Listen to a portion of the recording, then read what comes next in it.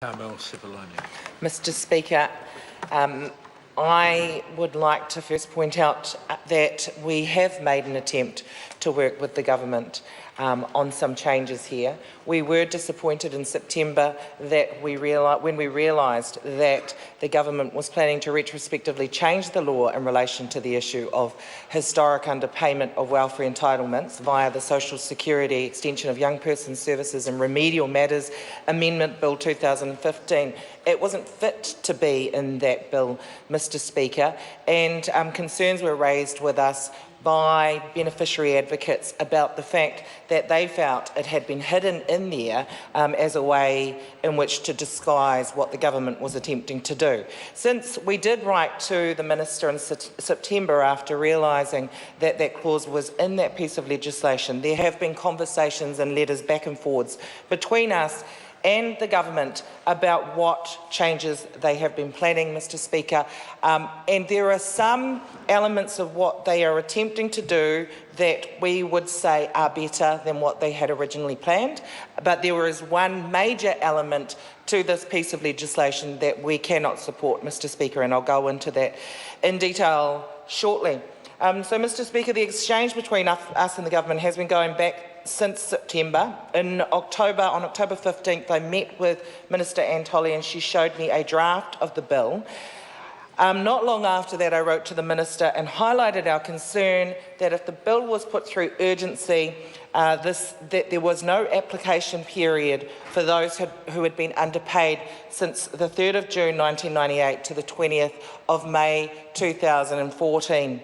Mr. Speaker, this bill does take into consideration those who have been underpaid since May 2014 to September 2015 because the government recognises that they are aware of the error and so feels that those people should have the right to be able to make an application or a claim, and so a window of opportunity has been provided for them. But there is no window of opportunity for all of those people from 1998 to May 2014 to be able to have that same window of opportunity to make a claim. And I just saw a National MP shaking their head like that is unnecessary. Well, actually, it is necessary to provide people with that natural justice. The government says it's a technical error, but we in this House know, and everyone out there across New Zealand knows, that when money is owed to the government, it is chased relentlessly.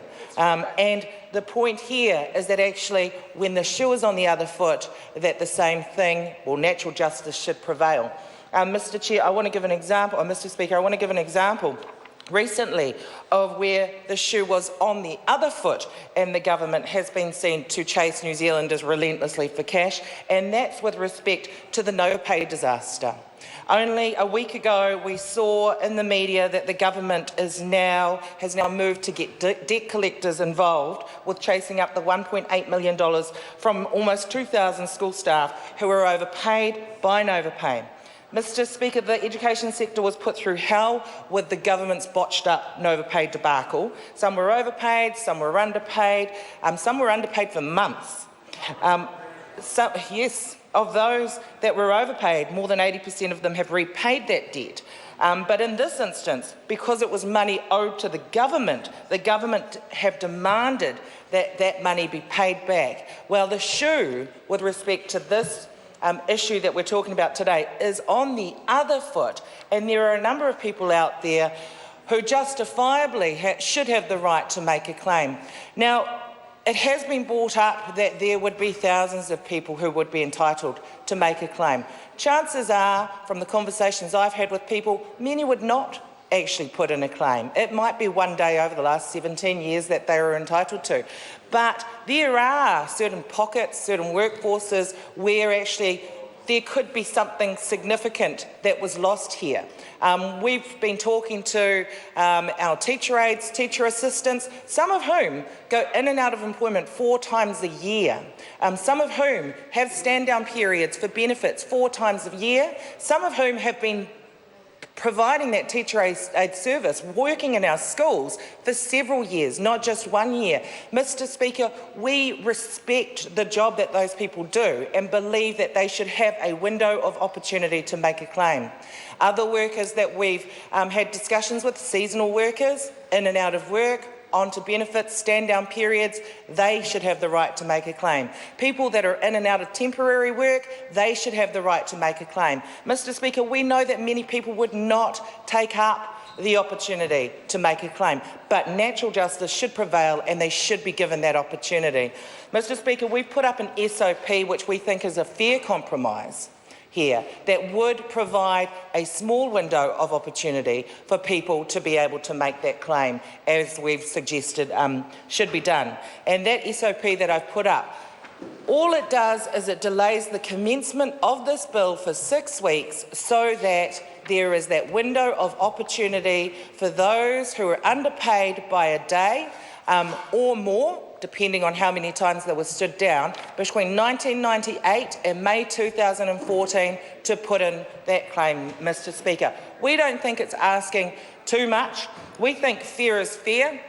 We think that, well, we know that when money is owed to the government, it is chased up relentlessly. When the government owes people money, they shouldn't just have the right to retrospectively change the legislation so that they take away the right of New Zealand citizens to make a claim, Mr. Speaker. So we're pushing hard for that supplementary order paper and asking that the Minister and the National Government consider supporting that supplementary order paper which just delays the commencement date of the bill to enable people a window of opportunity to make a claim. John O'Naylor is laughing. I don't actually think it's a funny matter, John O'Naylor.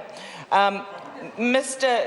Speaker, Mr. Speaker, we've had a few other issues.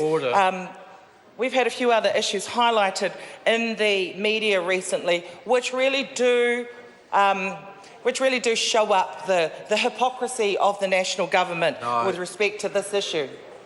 Not a word that can be used. The member will withdraw. Apologies. No, sorry. The member will withdraw. Oh, withdraw. I didn't require her to apologise. Okay, thank you. Make sure she does withdraw. Thank you. I don't mind apologising. Mr. Speaker, which really does highlight what's another word for it? Inconsistencies of the national government. So here we have some of the potentially poorest members of New Zealand society who are now going to be denied the right to claim for $27 or whatever it might be for the day that they were underpaid by the government after a stand-down period. But then the inconsistencies are highlighted when we see that we have an MSD minister who doesn't want to pay that amount of money to those people entitled to make a claim, but does want to pay $3,000 to Paula Rebstock per day for her role as the chair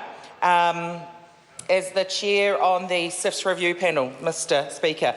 We have a government who doesn't want to pay out people who are underpaid on their benefits for a day, and yet we've got a government who will engage in extravagant spending like MB's $500 sheep repairs, $26,000 Christmas party for MB, a $40,000 TV screen, hair straighteners in the bathrooms, an $11 million New York apartment, a $26 million flag referendum that no one in New Zealand wants, and potentially pandas for Wellington. Mr. Speaker, it does show up inconsistencies with the government's approach to New Zealand citizens, and all we're asking is that they provide a window of opportunities for these people to make their claim, delay the bill by 6 weeks so that these people have that window of opportunity to do that, Mr. Speaker. Thank you. Alfred Naro.